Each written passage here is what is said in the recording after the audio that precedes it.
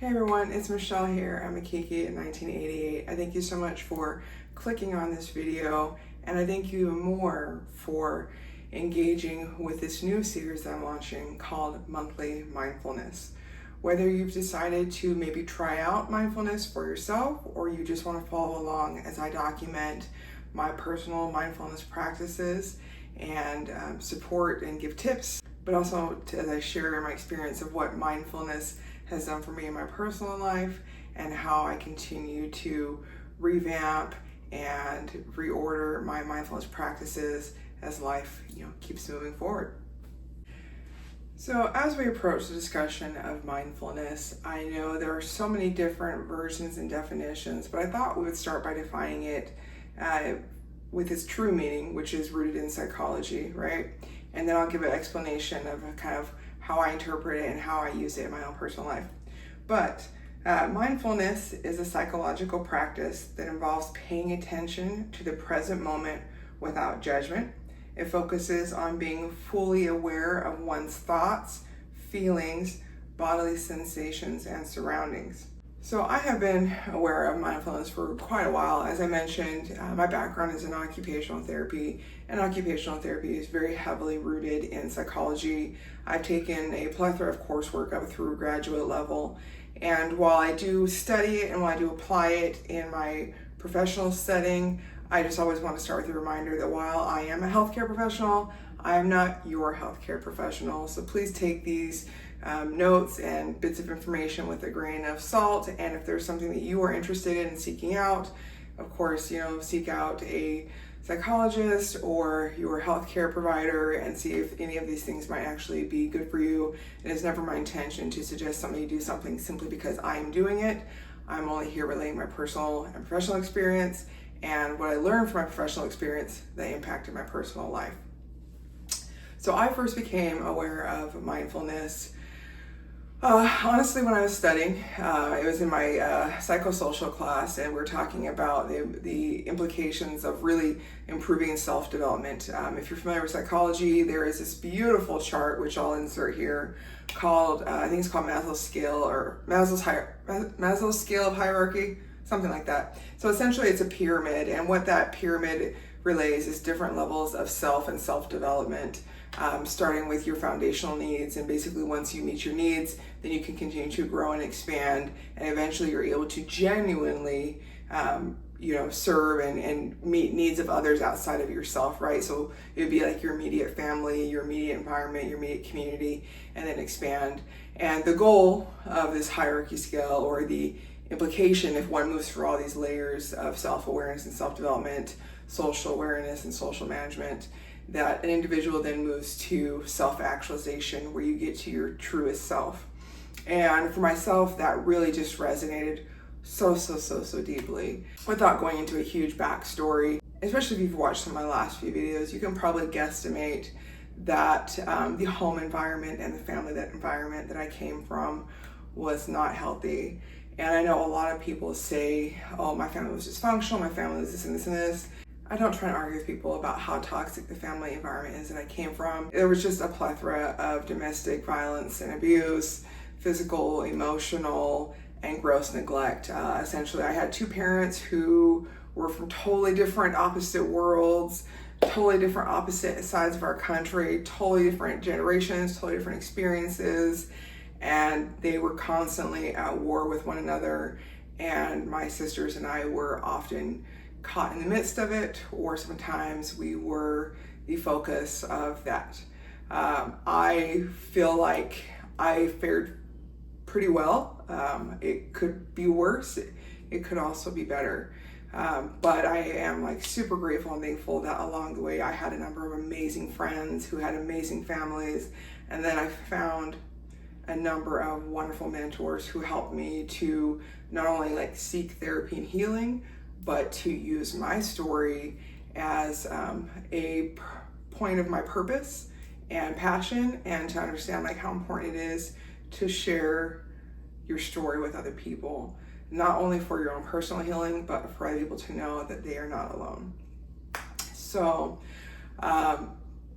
when I was sat in that classroom and we're learning about mindfulness and we're talking about the ways that you can heal, in my own mind, I'm like, if I can focus on self-actualization, I think that's how I can get my mind wrapped around some of the things that I've gone through, some of the things that I'm still experiencing because of this one surviving parent that I still have. And I just decided like I did not want to go for the rest of my life feeling hurt, feeling broken, or feeling ashamed about the family environment that I came from. So that in my mind was always like a long-term goal. Like, I want to self-actualize. I want to get to the version that is the most truest and wholest of me. And I want to bring my story and everything along with that. So as I got into my career, I primarily spent the majority of my time working with adults. There are still a lot of psychological components in that, because you do definitely have to get people to understand and be aware of how their behaviors, how their actions, how their routines kind of got them to that place, even if it's just like in a rehab setting. And then the goal as a therapist is to facilitate awareness, to facilitate rehabilitation, to facilitate skill development, skill translation. But I always felt like it was most important to get individuals to take the external motivation that I was trying to imbibe in them, and then to internalize that and to be motivated to improve their own quality of life. At some point in my journey, one of my former students actually reached out to me, and she was like, oh my gosh, I have an amazing opportunity that I think you will be so good at. Will you come and work in inpatient drug rehab with me? And like all these alarm bells went off, like, I don't know if I can do this. I don't know if that's really something that I should be doing, because as I mentioned, my older sister had struggled with drug addiction for quite a while. And I think the rawness and the realness of that was still very present in my mind. So I talked that over with her and with her supervisor, and they felt like I personally was in a position, in a place of a healthy mindset, that they felt like that would actually be a skill set that would help me to connect better with the individuals who were in the inpatient drug rehab. It was a residential home. I don't think we had any more than maybe like 20 to 30 individuals at a time. So I moved into this new setting, and in that setting, I was essentially running a sensory integration room for adults.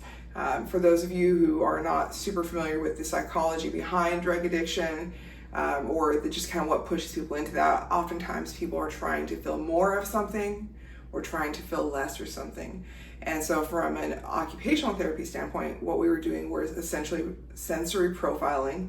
So if somebody was on uppers, right, if they're taking meth, if they're taking all these different things, they're trying to feel more of something. And so we would kind of backtrack that and understand what it is exactly they're trying to feel more of. A lot of times you have people who are feeling like deep in depression and they just don't feel alive within themselves, or there's just so many different reasons. But then you also have individuals who are trying to feel less of things. So then you're going to see individuals who are taking downers, right? They're taking drugs, they're taking alcohol, all these different things, trying to basically sleep their life away. And so you kind of get the gist of that understanding. Of course, you do work with an interdisciplinary team, which at that time was led by a psychiatrist and a couple psychologists, as well as social workers and nurses. And I worked in that team with them, and we would come up with an inclusive plan for the individuals. My approach to treatment for those individuals was from a sensory perspective.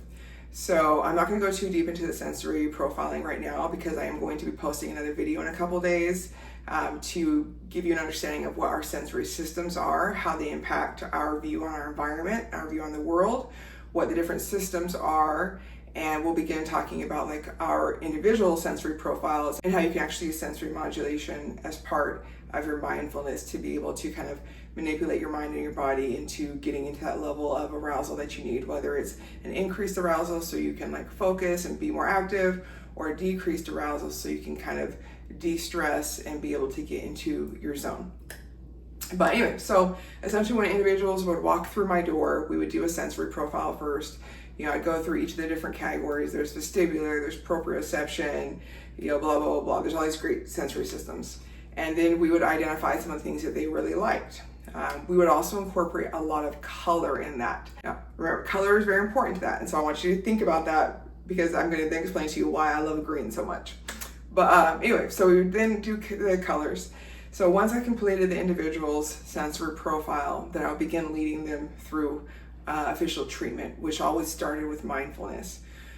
So let's say I had an individual who came in and They were just raging with anger. They were an individual who was either a poly drug user using uppers and downers, or they're primarily using uppers, and they were just high strung and they're angry because most of those individuals are forced to come into that home from the courts, and they just want to be mad. They want to listen to rock music, and they just want to yell and scream and blame everybody but themselves.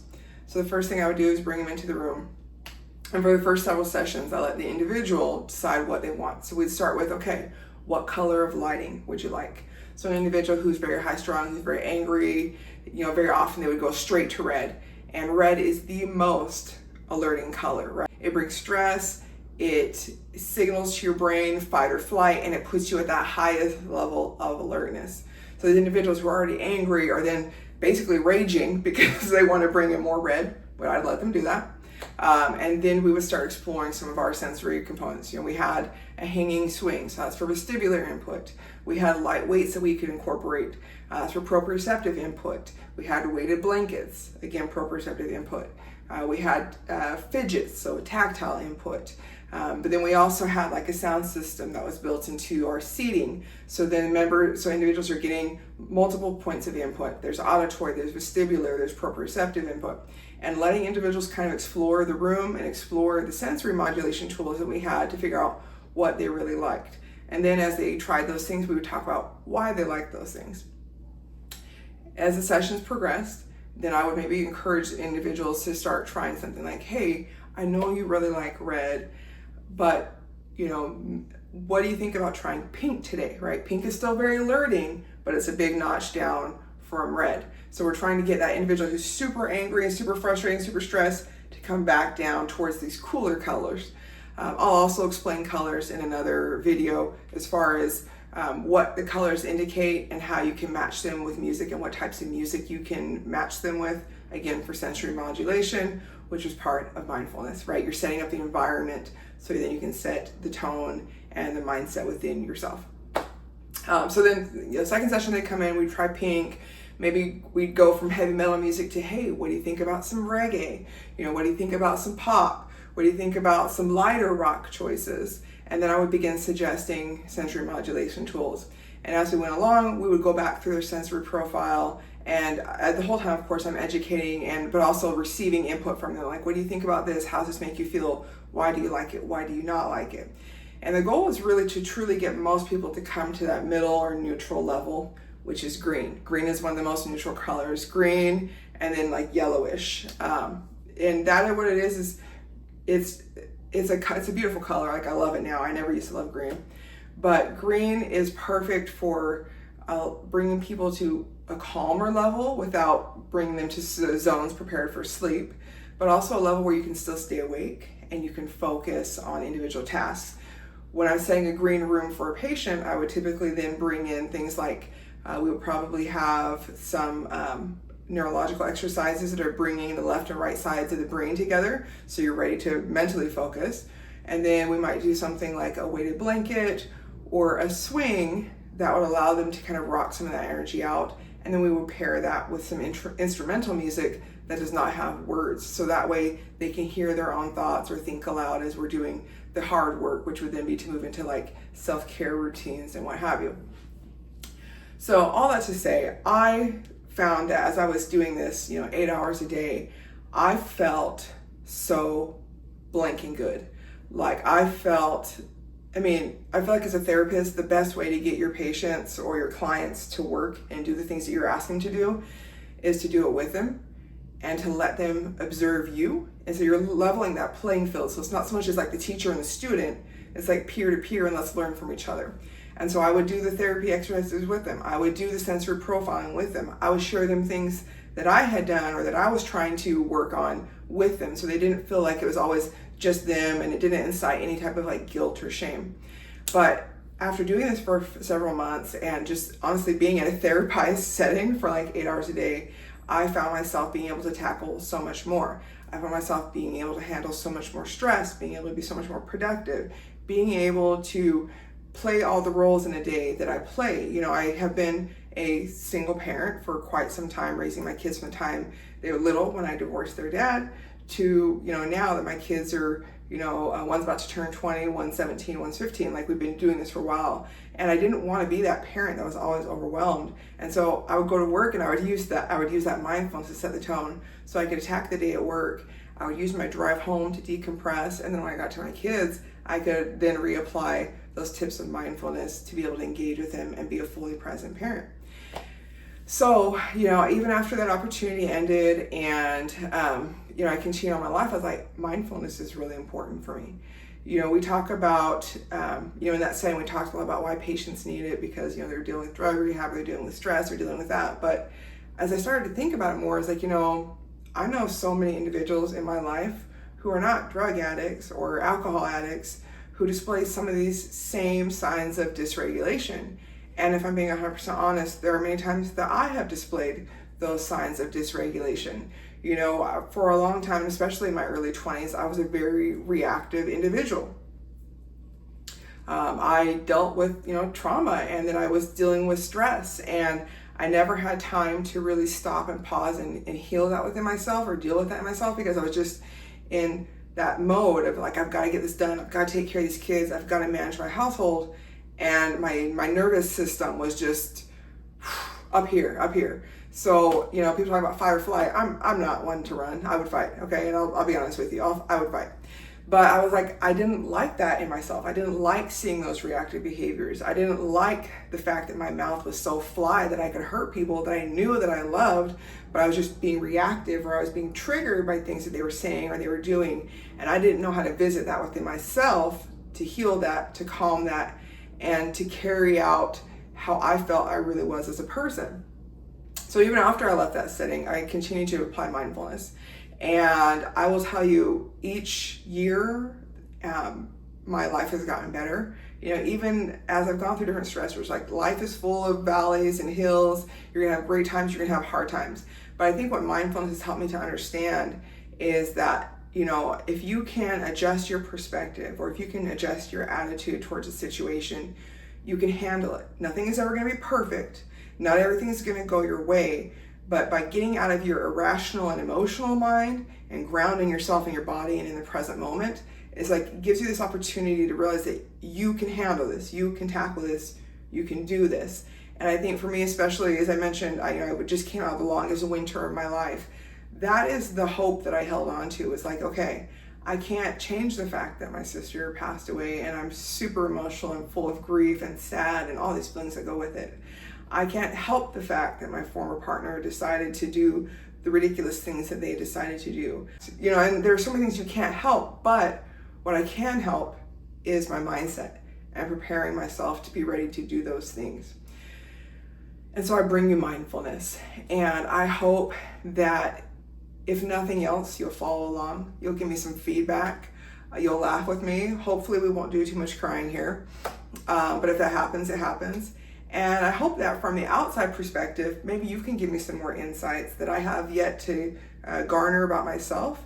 And hopefully you'll also hear kind of my thought processes and understand a little bit more about my own internal dialogue and how I'm using that to drive my life personally and professionally as I work still towards my goal of self-actualization. So today I'm just gonna keep it simple and quick. Towards the end of the video, I will repost what the monthly mindfulness setup is as we're focusing on, writing things down and setting ourselves up visually so we can organize our thoughts, right? Because a thought is just a thought until you write it down, and then a thought becomes an action. And when you see it on paper, you can better organize things and you can better organize your life. And when you become more aware of things, then you have the opportunity to change those things and become a better version of yourself. And who wouldn't want to become a better version of themselves? That's essentially my reasoning of why I do mindfulness, to have a better life, to be a better person to the people who are around me, to serve with a more honest and earnest heart, and to live the life that I know that I deserve and that I have always wanted. All right, so to get started, we're gonna just jump right into my favorite thing, which is of course the Getting Green. And as I mentioned, a thought is just a thought until you write it down, and then a thought becomes an action. And I was so surprised as an adult to see how many individuals stopped reading, stopped writing once they left school, whether it was college or high school or what have you. Because for me, I think writing has always been so natural. It was one of those coping skills that I think saved me, honestly, during my childhood. but it's something that I found that I enjoy doing in different ways. I enjoy freeform writing, I enjoy poetry, I enjoy historical writing, I enjoy journaling, I enjoy writing glyphs, I enjoy planners. And that has really helped me to begin to see things. But this is my A5 planner, and I really strongly encourage each and every person to find a planner and a planner setup that works for you. I have gone through a number of different types of planners, whether it was a monthly planner, a weekly planner, a daily planner, simple to-do list, or what have you. Now I am currently in a weekly planner setup, which I truly love.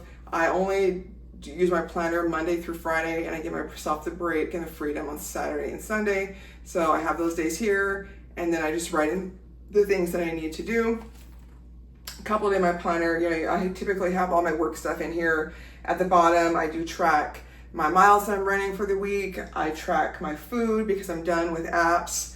I track my water, and then at the bottom I have my habit tracker, which currently is a goal of drinking 8 glasses of water a day, gym/circuits 3 times a week, reading 3 times a week, my gratitude journal, and getting out of bed by 6 a.m. So everything that I need is here on this weekly spread.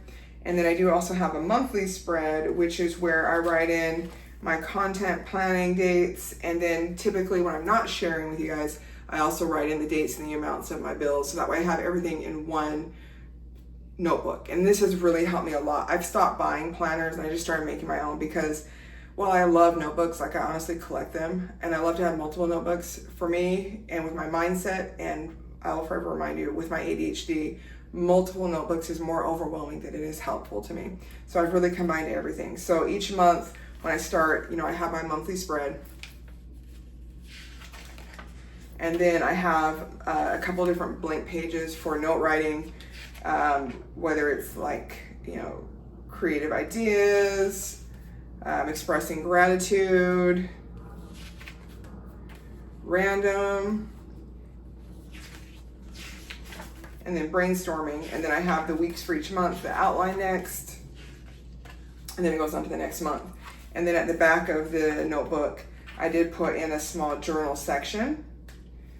So I have that there. So when I'm traveling, when I'm working from home, I have everything that I need in one notebook. And this is small enough to fit in the majority of my purses or work bags. And it helps me stay organized. It helps me stay aware of what my goals are, my focuses are, but it also helps me to visually organize my week. And when I know what I have to do and I know I have to tackle, it's just so much easier to approach my to-dos. And then I find myself with more free time for myself. So I then can do more of my want to-dos, whether it's like creative art projects or additional reading or extra gym time or just hanging out with my kids and doing things that I want to do there. If you're not big into planners, or if you feel like a planner is not for your lifestyle, my second recommendation would be a commonplace notebook. Now, I love to go to Target and hunt down their clearance aisles because you can find notebooks for pennies on a dollar, and that's what I do. I don't like to pay full price for notebooks. I got this one and a couple other ones similar to it for like $2 a piece. I like this one because it has like the little page marker, and then I always use paper clips to mark any other important pages. And in my commonplace notebook, I would still have a habit tracker if I didn't have it in my planner. But I like to use this to set things up. I love making lists, and lists are another great mindfulness tool to help get your body to relax and calm down. So, my first list is a list of things that make me happy. So that way I have like a visual reminder. So if I'm ever stressful, I just go and open this book and start reading through that, and I'll pick something off that list that maybe I can do, or just a reminder of the things that make me happy, and I can kind of change that mindset and then change that mood. After that, I have my list of my favorite self-cares. So that's a little bit more of an action item list. So if I am super stressed, or if I am feeling, depressed, or if I am feeling like my anxiety creeping back up, I'll go to this list and start with like one thing, like, okay, honestly, I love planning and budgeting. That's something that grounds me. Let me go ahead and start with that. Going for long walks on my walking pad, slowly sipping and enjoying, a matcha or a tea, cooking a gourmet meal for myself. And so I have all those things written down in preparation for, if I have a tough day. My next list that I have is a list of books that I'm trying to get through and finish reading for the year. So, for me, doing things that are productive towards my personal goals always helps to ground me and make me feel great. And then I outline my goals, and I love to do like thought journaling, where you start with like that center focal goal, and then you backwards chain and find like the different steps that you need to do in order to accomplish that goal. So sometimes I'll just come in here and I'll update my goals, or I'll acknowledge the progress that I've made towards those goals. After my goals section, I've been doing a wish list. So I'm trying to organize my spending so I'm not doing so much impulsive or random spending, because for me, just spending money makes me anxious. It kind of, for me, it like incites this guilt shame cycle where while I do allow myself to purchase things and while I do believe that I deserve good things, I don't think that it's reasonable or feasible to do that all the time. And so I have my 2025 wish list. I've gotten through the majority of those things. A few of those things I'm intentionally saving for like Christmas gifts to myself. And then I'm not allowing myself to add anything else to my 2025 wish list. So since I'm done with my 2025 wish list, I already started my 2026 wish list and have begun migrating things from 2025 to 2026. So I can then sit and think about like, what do I really want and what am I willing to work towards or save up for or be prepared to purchase. I've also begun writing down my monthly spend of the things that I buy in each month. So for myself, June was very modest, very moderate. July was fucking ridiculous. I'm gonna blame myself, but I'm going to say that, you know, all the sales that some of these stores have, whether it's the Nordstrom sale or the Coach sale or the back to school sales, definitely incited me to kind of grab a few more things that I would have typically gotten. I will say the majority of the things are on my wish list, but looking at it visually, it's like I didn't need to buy all that this month. So for August, I'm going to be toning it down and potentially going on a no buy or low buy for August. Next, then I have my 2025 perfume wish list, which is a little bit of a slower moving wish list. And anything that I don't get this year, I'll move over to 2026. And then I have my minor buy wish list, just things that don't cost very much, but things I want to keep track of and not be, you know, just mindlessly spending. Little things I want to maybe add to my wardrobe, like a new pair of, you know, running shoes, kind of revamping some of my pajama sets, things like that, but things that I still want to keep track of. Then I have my content strategy ideas. So I'm starting with topics and then writing out an outline of what topics would be. So that's going well. As I'm launching some of these new series and trying to stay organized, but also trying to bring the most relevant content to my channel, I'm tracking down and writing out some more of the ideas or things to focus on for each of those videos. And so I'm really thoroughly enjoying that because being organized really, really helps me manage my anxiety. And then more wish lists for next year, my favorites for next year. And then I have some blank space. And then towards the back, I'll sometimes just write like my little grocery list. So that way when I go in the store, I'm not just like all over the place and being overwhelmed by the lights and the displays. I'm remembering exactly what I'm there for, and then I'll just check those items off as I go through.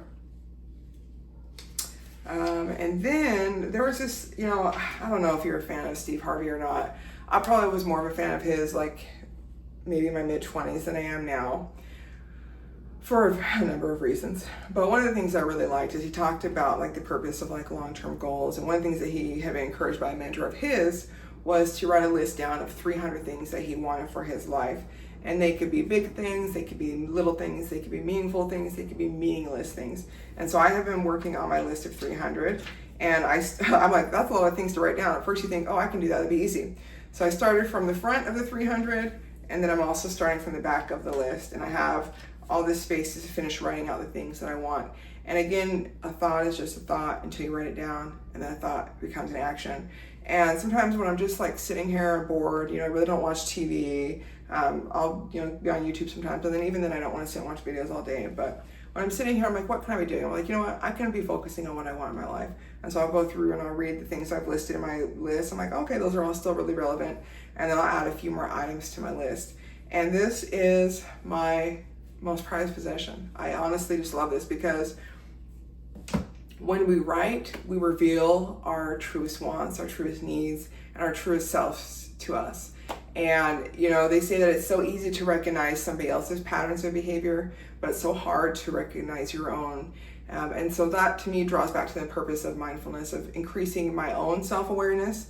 Because when I become more aware of like my thoughts, my behaviors, my patterns, then I have the opportunity to go back and change those things. whether it's from a sensory standpoint, whether it's from a behavioral standpoint, or whether it's just from a building a new habit standpoint. And as I've been focusing on that, then I find myself now preparing for this position where I feel like I can be better prepared to go deal with social situations and social interactions, and I'm not feeling like I'm so reactive anymore because I've addressed my own needs. I've also, of course, gone to therapy. I'm very transparent about that. And I feel today, at the age of 37, I feel more whole. I feel happier. I feel like Michelle, and the thing is, it's like once you take care of yourself within yourself, it's like it is so much easier to take care of the things that are outside of you. But going back to our monthly mindfulness, I feel like it's so important to set yourself up with that positive motivation, to reduce your distractions, and then at the end of the day, to just acknowledge how you feel and to de-stress and decompress and empty out your brain, and to set yourself up each day in the same or similar ways so that we can attack the stress that is life.